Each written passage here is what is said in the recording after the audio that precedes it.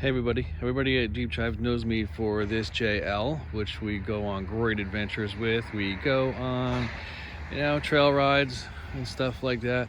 But what everybody doesn't know is that I have a yin to my yang here, and that is this little guy. It is a 2015 Fiat 500e. It's all electric, and I love this little dude.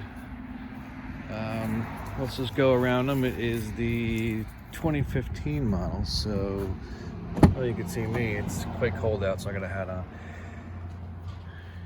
Pretty straightforward. There's no bells and whistles. Nothing there. You got something. You just got a plain dash. I'll take a drive on this later and I'll show everybody, but you got your center console buttons, your park, reverse, neutral, drive. Very, very straightforward buttons here for your climate control and your seat warmers. The radio is the standard radio. I believe they changed that in 2016 to an LCD display. It comes with a little tom-tom. I still have that in the packaging in the back. It was never used. When I purchased this from the previous owner, he put the WeatherTech floor mats in it. It does have a decent amount of room. You can fit 2 more people back there. However, it is going to be pretty squished. Keep in mind, this is a really, it's a small car. By no means are you going to travel across country with this, especially with the limitations of the electric motor. It has 111 horsepower and 147 foot-pounds of torque. It is pretty zippy. It's fun to drive. But keep in mind, this vehicle is about 600 pounds heavier than its gas engine counterpart because of the batteries. But the weight distribution of the batteries on the bottom is pretty even, so it's pretty fun to drive. So let's go in here and I'll show you. You don't have a lot of room. The only time you do have room is when these are pushed forward, and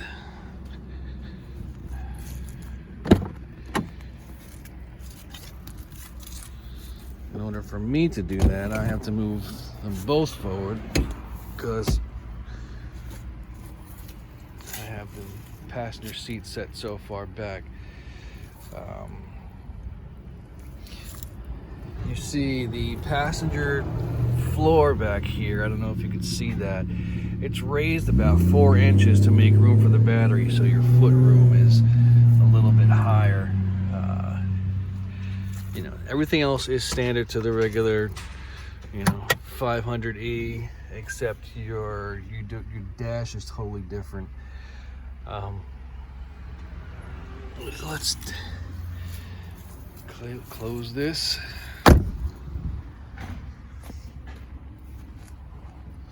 Under here you have your compressor. It's an air compressor, and I think there's some kind of sealant for the tires. I'm not sure, I never even used it, but there's the tom-tom that it comes with. The charger itself is, right now it's in my garage.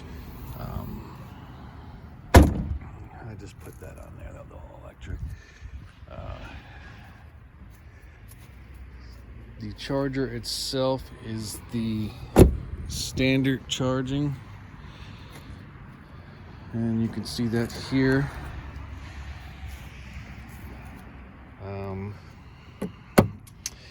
It has level 1 and level 2 charging, but it does not support like fast charging.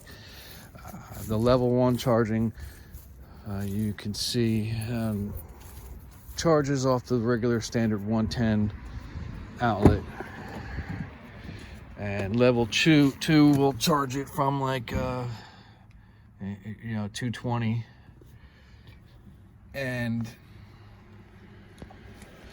that will charge a lot faster. I think if I'm not mistaken, from down almost to E to full charge, we'll charge this thing in about 24 hours. If you have the level 2, it'll charge it in about 4 hours.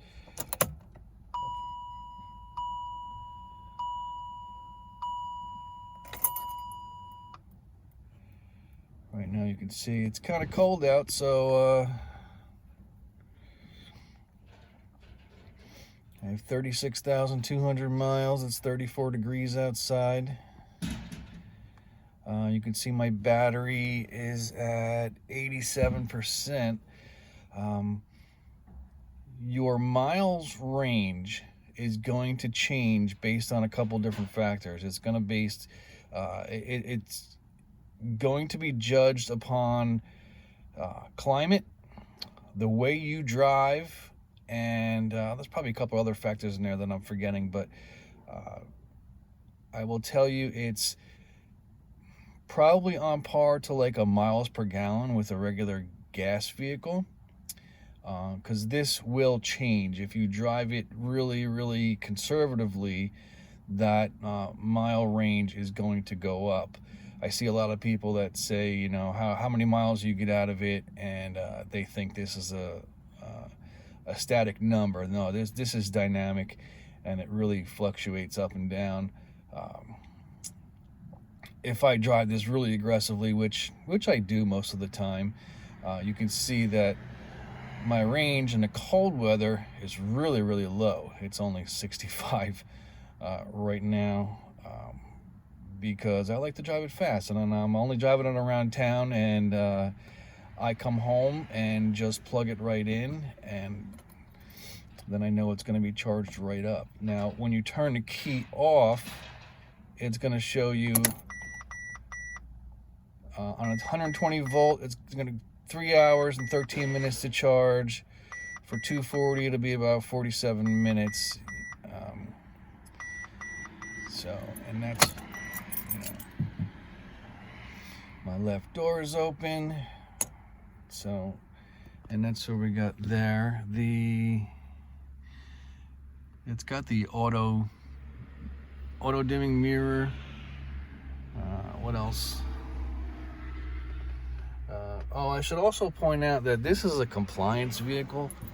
This was only sold in the California market and I believe the Oregon market as a compliance vehicle. So what that means is Fiat Chrysler had to sell these in that market in order for them to sell their other vehicles like Jeeps and Ram trucks and other vehicles. So they actually, you know, should have probably sold these throughout the country, because these are great. They're a lot better than their engine counterparts. The drivetrain is a Bosch motor with a Bosch battery. I did a diagnostic, and there's very little degradation on the battery. The battery is covered for 8 years, 100,000 miles, and it has to be under a certain amount of threshold for the battery to be replaced. I think it's like 70 something percent. I don't know off the top of my head, but I do know it's first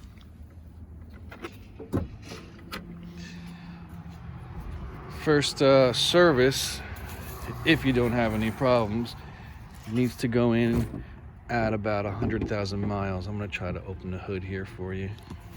Bear with me. All right. So lifting a little tiny hood, it looks like, it's funny because it looks like a regular motor, and then you pull this little 500 E cover off.